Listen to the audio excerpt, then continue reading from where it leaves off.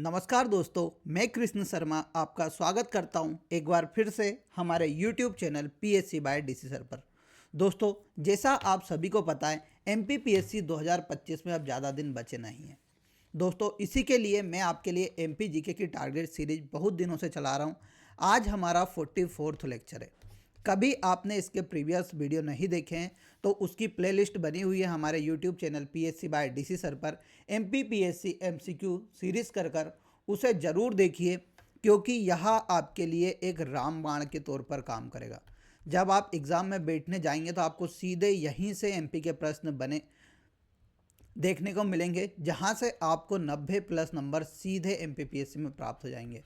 तो कभी 90 plus number आप लेके आना चाहते हो MPPSC में, तो मैंने आपको बताया कि MP पढ़ना बहुत ज़रूरी है। तो MPPSC का इसमें मैं PYQ सॉल्व करा रहा हूँ और मैं एनालिसिस करके देख रहा हूँ कि अधिकतर प्रश्न प्रीवियस ईयर से ही पूछे जाते हैं। तो इस सीरीज को भैया देखना ना भूलें, ज़्यादा से ज़्यादा लोगों तक शेयर कीजिए। कुछ भी प्रॉब्लम आती है तो आप हमारे दिए गए नंबर पर बात कर उससे समक्ष जानकारी पूछ सकते हैं। तो दोस्तों, सबसे पहले हम लेक्चर नंबर 43 के क्वेश्चन ऑफ द डे की बात करेंगे कि मध्य प्रदेश के कौन से ज़िले में पीताम्बरा मंदिर है। तो भैया मध्य प्रदेश के दतिया ज़िले में पीताम्बरा पीठ आप सभी ने सुन रखा होगा, वहाँ पर पीताम्बरा माता का मेला भी लगता है।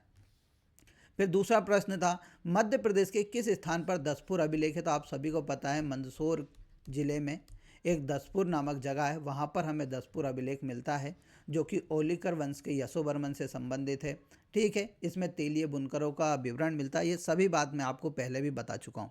तो आइए शुरुआत करते हैं आज के लेक्चर की, जिसमें पहला प्रश्न है, भीमबेटका को किसने खोजा था। तो देखो भैया, पहले भीमबेटका की बात कर लेते हैं। तो भीमबेटका एक पाषाणकालीन स्थल है। कौन सा है? पाषाणकालीन स्थल है। यह स्थल हमारे रायसेन में स्थित है। कहाँ पर? रायसेन के पास ओबेदुल्लागंज पड़ता है। ओबेदुल्लागंज के समीप ही हमें भीमबेटका देखने को मिलती है। यहाँ पर कहा जाता है कि यहाँ पर सबसे पहले मानव अपना निवास करता था। तो पाषाण काल में जब मानव रहना स्टार्ट किया था तो उसने भीमबेटका में गुफाएं बना के रहना स्टार्ट किया था। तो इसकी खोज 1956-57 में किसके द्वारा की गई थी? श्री विष्णुधर बांकड़कर के द्वारा की गई थी। ईयर भी याद रखना, एक बार MPPSC ने पूछा था कि भीमबेटका की गुफाओं की खोज कब की गई थी। तो याद रखना कब की गई थी, 1956-57 में की गई थी इसकी खोज। और देखो दोस्तों, यहाँ पर आपको एक और बात मैं बता देना चाहता हूँ कि इसे 2003 में यूनेस्को में शामिल किया गया था। किस में शामिल किया गया था? 2003 में यूनेस्को में शामिल किया गया था। ये बात भी याद रखना। देखो, विष्णुधर बांकड़कर मध्य प्रदेश से ही संबंधित थे, मध्य प्रदेश के नीमच के रहने वाले थे। यह बहुत बड़े पुरातत्ववेत्ता थे। इनके सम्मान में मध्य प्रदेश सरकार द्वारा विष्णुधर बांकड़कर पुरस्कार दिया जाता है। किसके क्षेत्र में? पुरातत्व के संरक्षण के क्षेत्र में।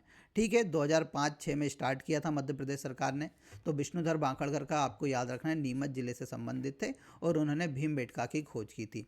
यहाँ पर आपको एक और नाम देखने को मिल रहा होगा, HD सांखलिया। तो ये भैया याद रखना महाराष्ट्र राज्य से संबंधित थे, परंतु इन्होंने मध्य प्रदेश में जो नाबदा टोली नामक स्थान है, जो कि ताम्रपाषाण कालीन स्थल है, महेश्वर के पास पड़ता है, महेश्वर खरगोन के पास, इसकी खोज HD सांखलिया द्वारा की गई थी। तो कितने सारे फैक्ट आपने यहाँ पर कवर कर लिए हैं, तो पूरे को आप बार बार याद करके चलिएगा। अगले प्रश्न में चलते हैं। मध्य प्रदेश में सर्वाधिक पाई जाने वाली जनजाति कौन सी है? तो देखो, इसका राइट आंसर भील। और कभी यहाँ पर प्रश्न आ जाता कि समूह के रूप में मध्य प्रदेश की सबसे बड़ी जनजाति कौन सी है, तो वह कौन सी थी? तो गोंड। तो वैसे हमारे यहाँ सर्वाधिक जनजाति कौन सी है? भील जनजाति मध्य प्रदेश की सबसे बड़ी जनजाति है। लगभग 89% अलीराजपुर में यह निवास करते हैं।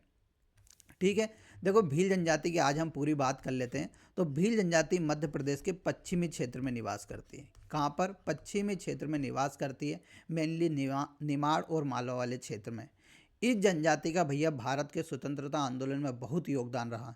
जैसे तांत्या भील आप सभी ने सुन रखा होगा, भीमा नायक जी सुन रखा होगा। ये सभी नेता किस जनजाति से संबंधित थे? भील जनजाति से संबंधित थे। भील जनजाति के आजकल के जो युवा हैं वह चित्रकारी में सहयोग कर रहे हैं। तो ऐसे बहुत योगदान रहा है भील जनजाति का मध्य प्रदेश में। देखो, भील जनजाति की हम बात करते हैं तो यह अपने आप को प्रोटो ऑस्ट्रेलाइड मानती है। क्या मानती है? प्रोटो ऑस्ट्रेलाइड अपने आप को बोलती है।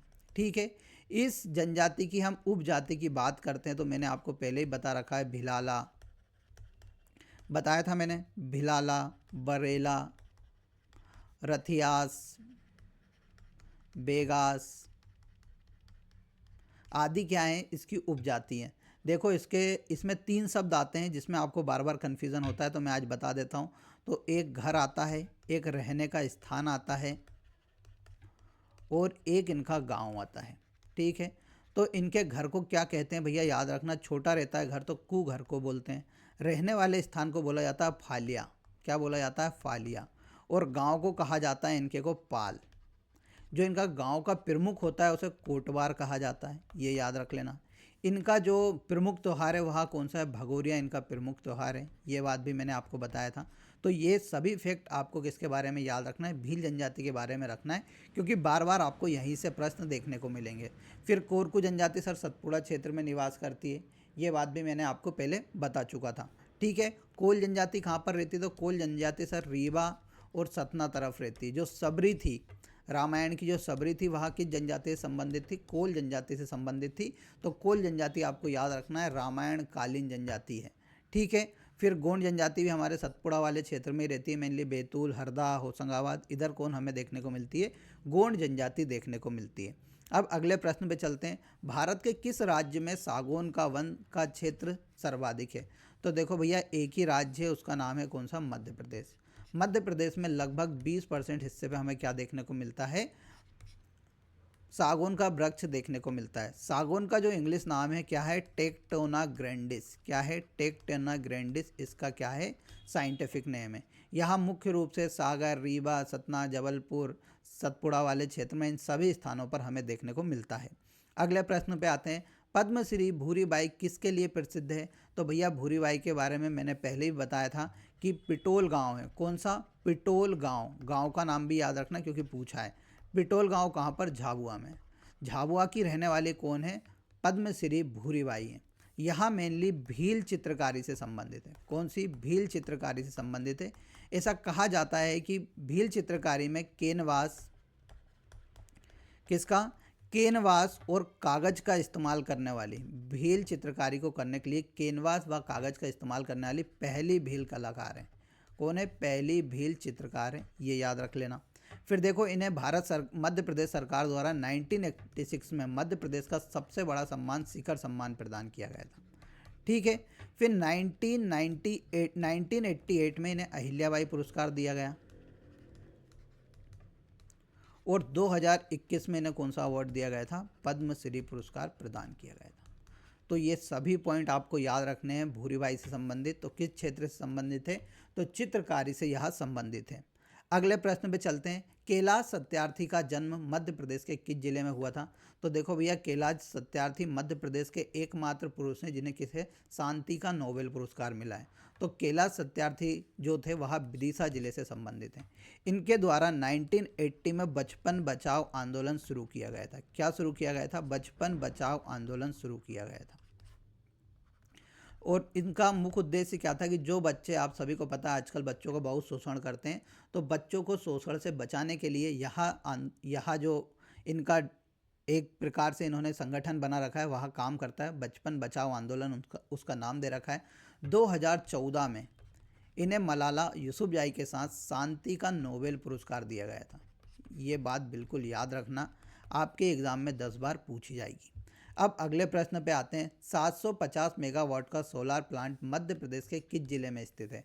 तो देखो भैया 750 यानी पहले यह सबसे बड़ा सोलार प्लांट हुआ करता था मध्य प्रदेश का, अभी और बन रहे हैं परंतु वर्तमान में यही है। ठीक है, अब इससे भी ज़्यादा मेगावाट के हमारे यहाँ बन रहा है, जैसे छतरपुर में बन रहा है, एक मुरैना में बनाया जा रहा है।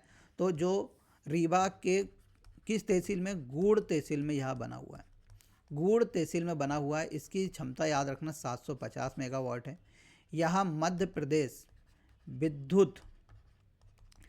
प्रदेश ऊर्जा विकास निगम, जिसकी स्थापना 1982 में होती है, मध्य प्रदेश ऊर्जा विकास निगम तथा सोलार कंपनी ऑफ इंडिया दोनों कंपनी ने मिलाकर बनाया है। यानी कि जो हमारा रीवा का सोलार प्लांट है वह इन दोनों का जॉइंट एडवेंचर है, किसका, मध्य प्रदेश ऊर्जा विकास निगम का और सोलार कंपनी ऑफ इंडिया का। ठीक है, ये कहाँ पर देखने को मिलता है, रीवा में। अब यहाँ पे आपसे क्षमता पूछी जा सकती है, तो क्षमता आपको 750 मेगावाट, रीवा में कहाँ पर, तो गूढ़ में स्थित है। ठीक ठीक है। इसकी जो लाइट होती है वहाँ हम किसको देते हैं, तो दिल्ली मेट्रो को इससे उत्पादित बिजली को पहुँचाया जाता है। फिर देखो नीमच में मैंने आपको बताया था, नीमच के भगवानपुरा में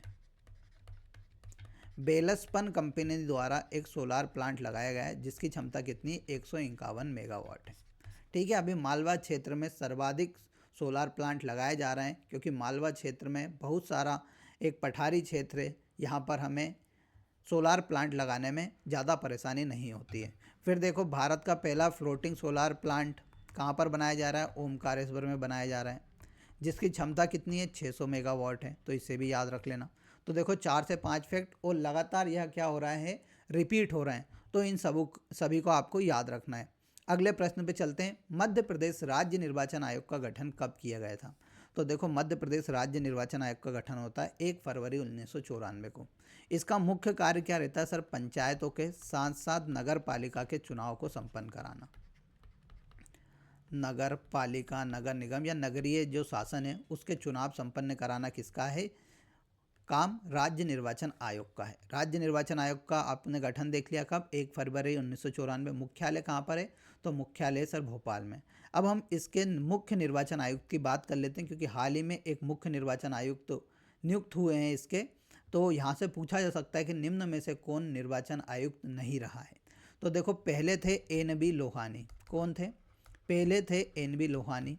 ठीक है, याद हो जाएगा आपको। फिर उसके बाद बनते हैं हमारे कौन, गोपाल शरण शुक्ल। गोपाल शरण शुक्ल। फिर उसके बाद बनते हैं आदित्य विजय सिंह। फिर उसके बाद बनते हैं अजीत राय ज़्यादा। फिर उसके बाद R परशुराम। फिर उसके बाद बनते हैं बसंत प्रताप सिंह। फिर हाल ही में 1 जनवरी 2025 से हमें कौन मिलते हैं नए, उनका नाम है मनोज कुमार श्रीवास्तव। तो कभी पेपर में आता है कि मध्य प्रदेश के वर्तमान मुख्य निर्वाचन आयुक्त कौन है, मध्य प्रदेश राज्य निर्वाचन आयोग के आयुक्त कौन है, तो आपको लगा के आना है मनोज कुमार श्रीवास्तव। ठीक है। पहले कौन थे, NB लोहानी। कब गठन हुआ, 1 फरवरी 1994 को इसका गठन हुआ था। फिर अगले प्रश्न पे चलने से पहले मैं आपको टेस्ट सीरीज के बारे में बता देता हूँ। तो भैया मात्र 99 में है जिसमें आपको 20 FLT plus 15 topic wise test मिलने वाले हैं।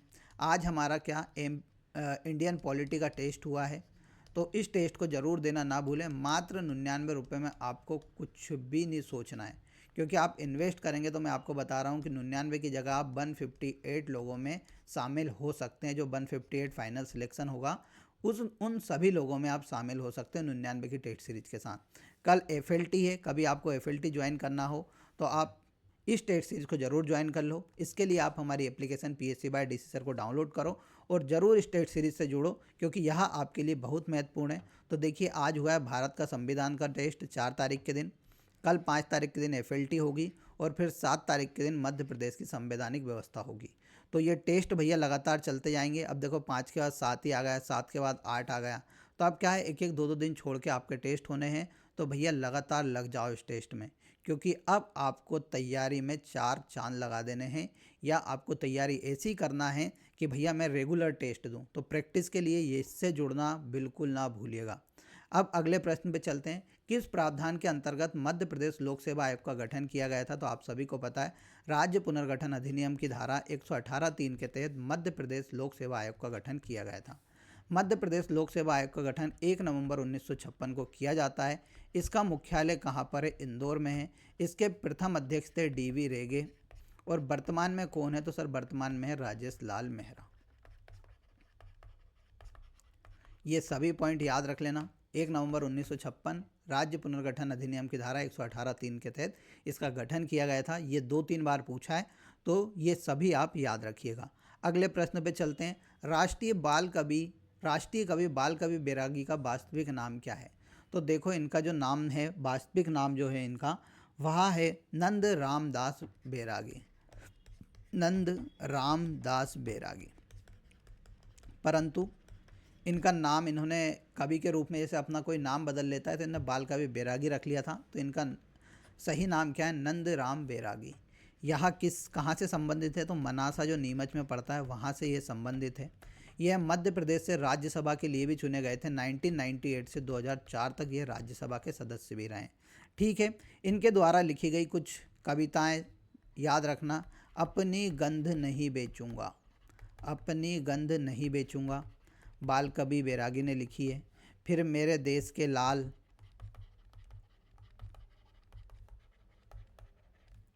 फिर नौजवान आओ रे,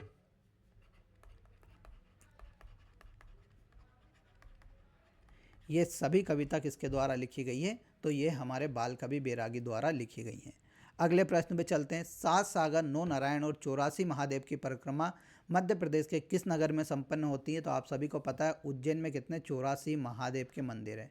तो 9 नारायण, 7 सागर और 84 महादेव की परिक्रमा भी कहाँ पे होती है? उज्जैन में ही होती है। उज्जैन में आप सभी को पता है कुंभ मेला लगता है। किस नदी के किनारे? शिप्रा नदी के किनारे कुंभ मेला आयोजित किया जाता है हर 12 सालों में। ये सभी याद रखना। चित्रकूट कहाँ पर? तो सतना में पड़ता है सर। ठीक है, रामायण कालीन स्थल है। अमरकंटक अनूपपुर में पड़ता है, यहाँ से नर्मदा नदी का उद्गम होता है। ओमकारेश्वर खंडवा नदी में, खंडवा जिले में पड़ता है, यहाँ पर ममलेश्वर ज्योतिर्लिंग है जिसे हम ओमकारेश्वर ज्योतिर्लिंग के नाम से भी जानते हैं। अगले प्रश्न पे चलते हैं। राजा भोज के किस कवि ने जैन धर्म अपना लिया था? तो भैया राजा भोज के एक कवि थे धनपाल, उनके द्वारा जैन धर्म को अपना लिया गया था। एक में ऐसा भी पूछा था कि निम्न में से कौन कवि कहता है कि राजा भोज ने जैन धर्म अपना लिया था? तो याद रखना धनपाल ही बोलता है कि राजा भोज ने आखिरी में क्या? जैन धर्म को अपना लिया था। धनपाल की बात करते तो धनपाल के द्वारा भैया एक बाण भट्ट ने एक किताब लिखी थी, उसका नाम था कदाम्बरी। कदाम्बरी का इन्होंने क्या करा था? प्राकृत भाषा में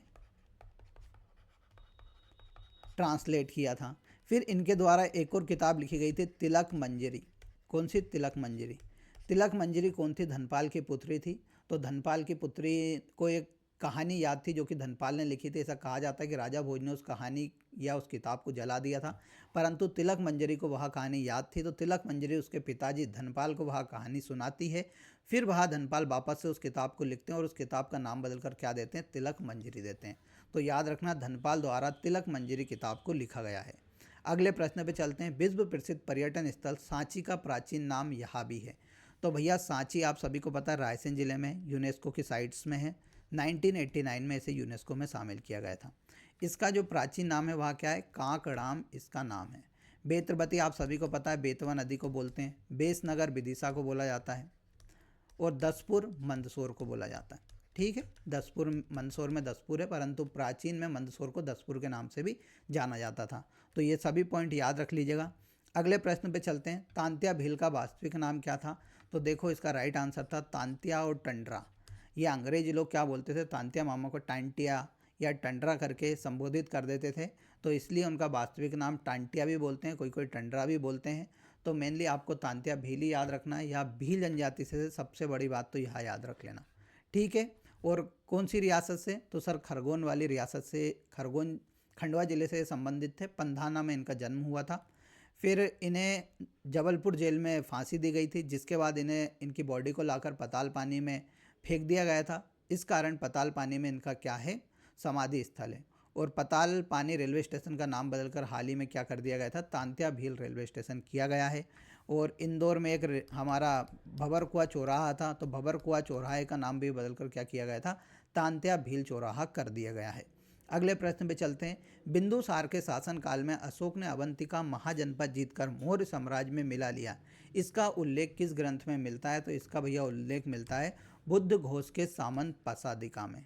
ठीक है, याद रखना अशोक कहाँ का राज्यपाल था बिंदुसार के ज़माने में? उसके पिता थे बिंदुसार, उनके ज़माने में तो वह अवंतिका राजकुमार हुआ करता था। अब अगले प्रश्न पे चलते हैं। मध्य प्रदेश के निम्नांकित राज्यपालों में से कौन से हरियाणा के मुख्यमंत्री रहे हैं?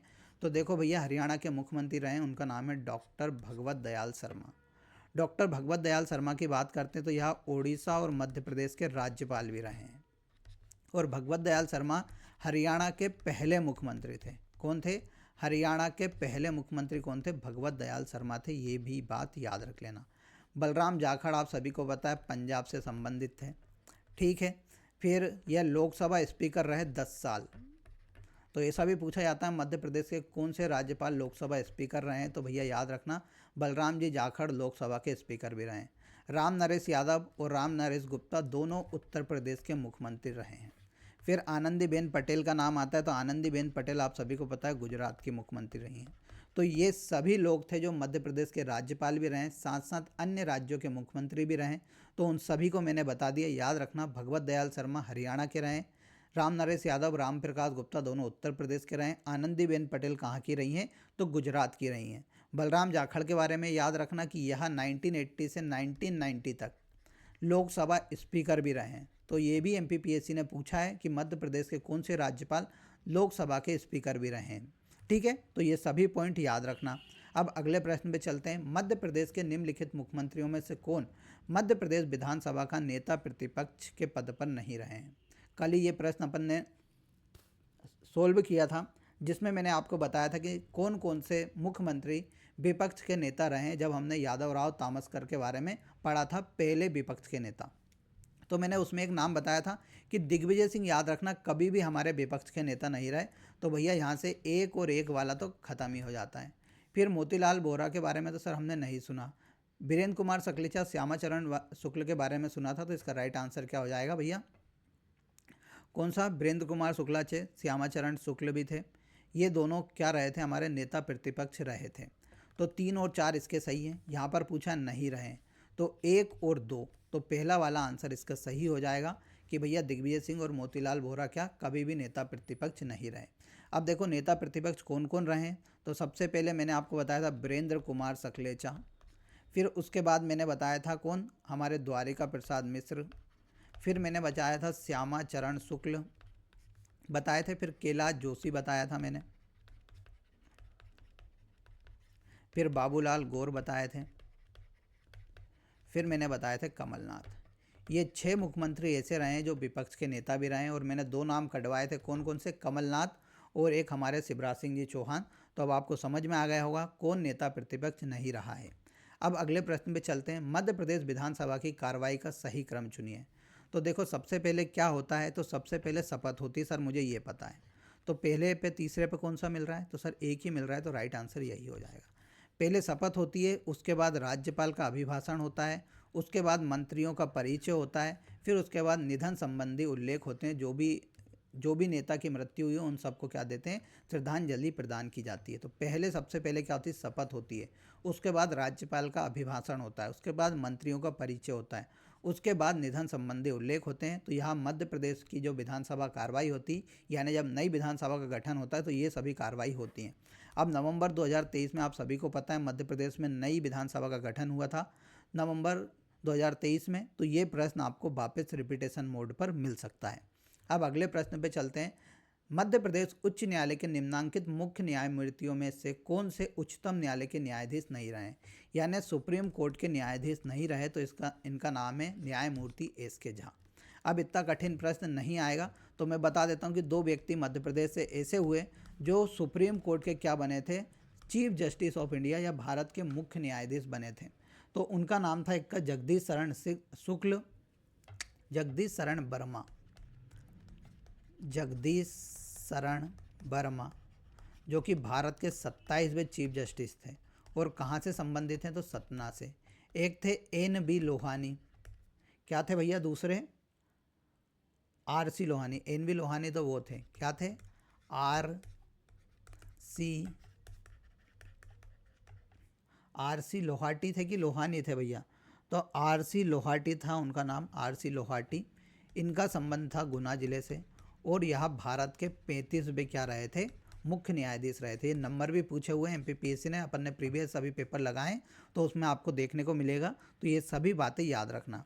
अगले प्रश्न पे चलते हैं। तो मध्य प्रदेश में नगर पालिकाओं में अनुसूचित जनजातियों हेतु स्थानों में आरक्षण का प्रावधान भारत के संविधान के निम्नांकित में से किस अनुच्छेद में वर्णित है? कभी हिंदी में जाएंगे तो 243(n)(1) आता है। इंग्लिश में करके आना 243(t)(1) में क्या दिया गया है? आरक्षण का प्रावधान है किसमें? नगर पालिका में। और जब हम बात करते हैं पंचायतों में, तो पंचायतों में याद रखना 243(d) में क्या है? आरक्षणों का उल्लेख है। तो दोनों याद रख लेना भैया। नगर पालिका में 243(t)(1) और 243(d) में पंचायतों में। मध्य प्रदेश सरकार ने 2007 में महिलाओं को कितना 50% आरक्षण दिया? किसमें? पंचायतों में। याद रखना 2007 में। अब अगले प्रश्न पे चलते हैं। मध्य प्रदेश में कुल वनों में कितना प्रतिशत भाग सागौन के वृक्ष पाए जाते हैं, तो मैंने अभी हाल बताया था लगभग 20% हमारे यहाँ क्या पाया जाता है, सागौन। उसके बाद कौन सा है, साल वृक्ष। अगले प्रश्न पे चलते हैं। बेतवा नदी निकलती है, तो बेतवा नदी ऐसा तो आपको मालूम है रायसेन के कुमरा गांव से। अब रायसेन कहाँ पड़ता है सर, नर्मदा नदी के उत्तर में पड़ता है। तो ऐसे लॉजिक लगाते कि सर कहाँ से निकलती होगी, तो सीधी सी बात है विंध्यन की पहाड़ियों से निकलती होगी। अब अगले प्रश्न पे चलते हैं। मध्य प्रदेश के किस भाग में वार्षिक तापांतर सबसे अधिक रहता है। तो आप सभी को पता है कि मध्य प्रदेश के उत्तर भारत में ठंड के दिनों में अत्यधिक ठंड पड़ती है और गर्मी के दिनों में अत्यधिक गर्मी पड़ती है, तो तापांतर क्या होता है, अधिक होता है। तो मध्य प्रदेश के जो उत्तरी भाग है वहाँ पर सर्वाधिक तापांतर हमें देखने को मिलता है।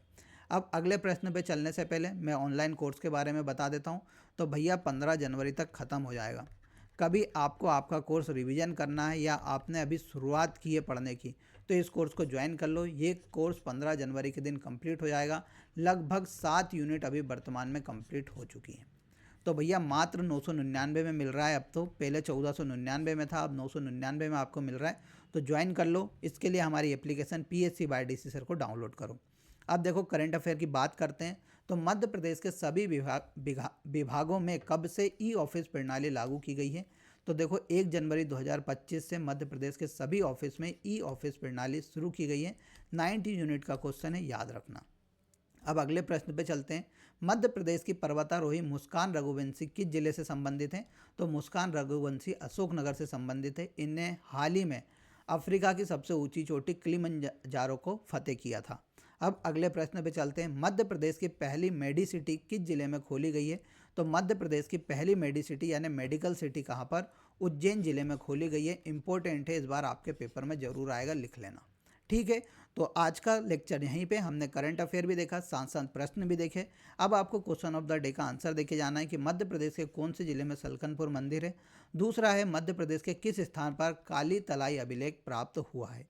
इन दोनों का आंसर आपको कमेंट बॉक्स में देना है। साथ ही आपको बताना है कि यह लेक्चर आपको कैसा लग रहा है, क्या आपके लिए फ़ायदेमंद है। इसी प्रकार हम वापस से मिलेंगे अगले लेक्चर में। तब तक के लिए जय हिंद, जय भारत।